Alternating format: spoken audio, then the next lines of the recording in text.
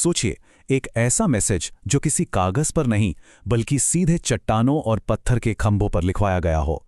एक बहुत ही ताकतवर राजा का अपनी पूरी प्रजा के लिए, जो पूरे के पूरे उपमहाद्वीप में फैला हुआ था।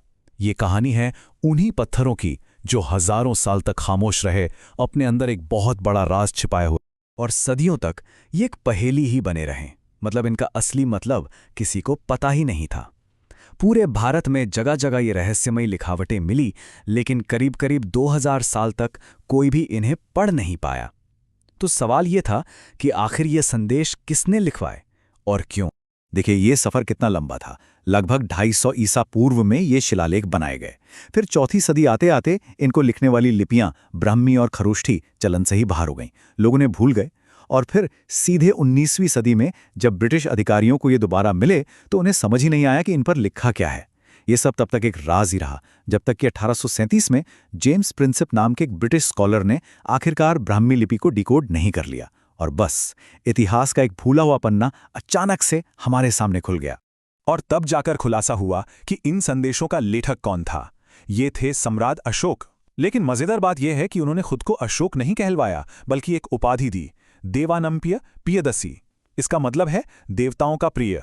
अब इससे एक और बड़ा सवाल खड़ा हो गया कि आखिर इतने बड़े सम्राट को पूरे साम्राज्य में पत्थर खुदवाकर ऐसा संदेश देने की जरूरत ही क्यों पड़ी। इस क्यों का जवाब एक बहुत ही भयानक जंग में छिपा है। एक ऐसी जंग जिसने न सिर्फ इतिहास बदला, बल्कि एक सम्राट को पूरी तरह से बदलकर रख दिया।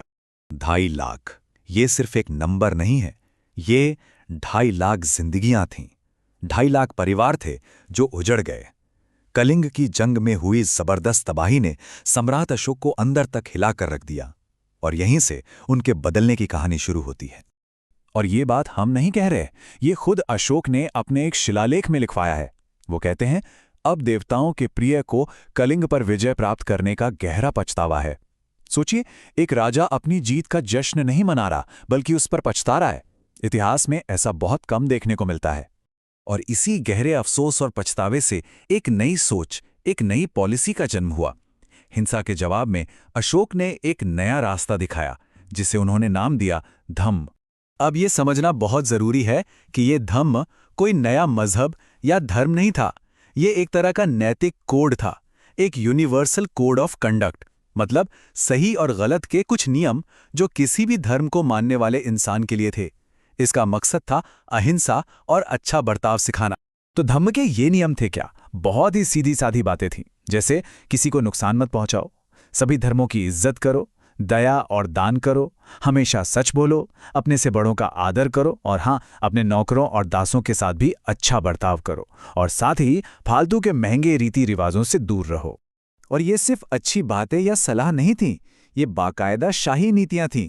अशोक ने इन्हें लागू भी करवाया। जैसे एक शिलालेख में जानवरों की बलि पर रोक लगा दी, एक दूसरे में सभी धर्मों के प्रति सहनशीलता रखने की अपील की, यहां तक कि एक स्तंभ पर तो उन जानवरों की लिस्ट भी लिखवा दी जिन्हें मारना मना था। मतलब धम्म सिर्फ एक सोच नहीं थी, ये उनकी सरकार की ऑफिशियल पॉलिसी बन गई थी। तो ठीक है, पॉलिसी तो बन गई, लेकिन अब सवाल यह था कि इतने बड़े साम्राज्य में हर कोने तक इस मैसेज को पहुंचाया कैसे जाए। इसके लिए अशोक ने उस जमाने की सबसे तगड़ी पब्लिक ब्रॉडकास्टिंग सिस्टम का इस्तेमाल किया, और वो था पत्थर। ये पूरा कम्युनिकेशन कैंपेन 2 फेज में चला।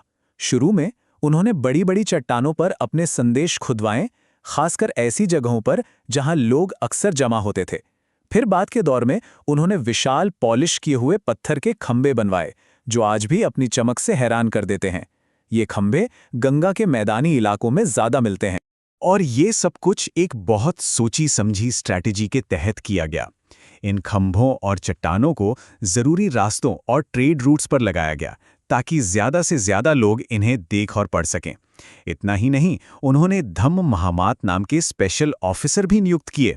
इनका काम ही था घूम घूम कर लोगों को धम्म का मतलब समझाना, और जो लोग पढ़ लिख नहीं सकते थे उनके लिए इन संदेशों को पढ़कर सुनाने का भी इंतजाम था। और ये जो खंबे थे, ये अपने आप में इंजीनियरिंग का कमाल थे।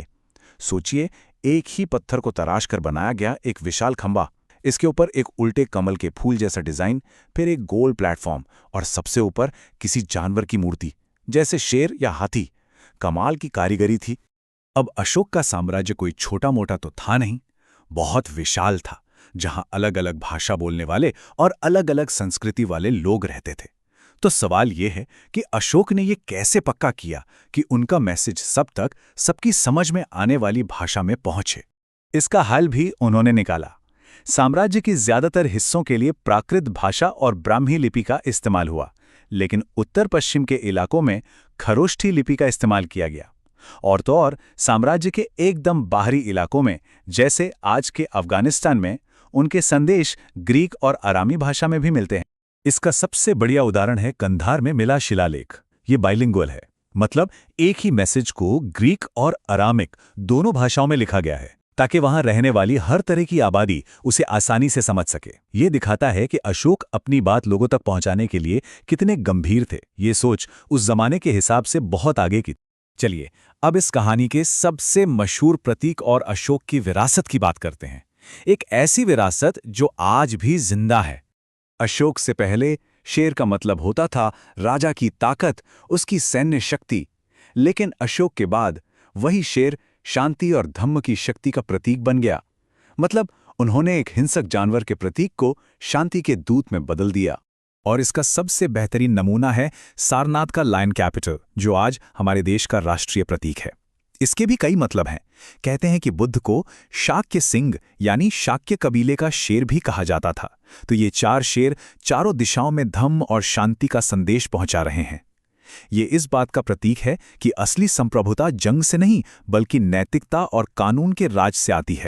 तो आखिर में एक सवाल बचता है, क्या 2200 साल से भी पहले पत्थर पर लिखा गया शांति का यह संदेश आज भी कोई मायने रखता है?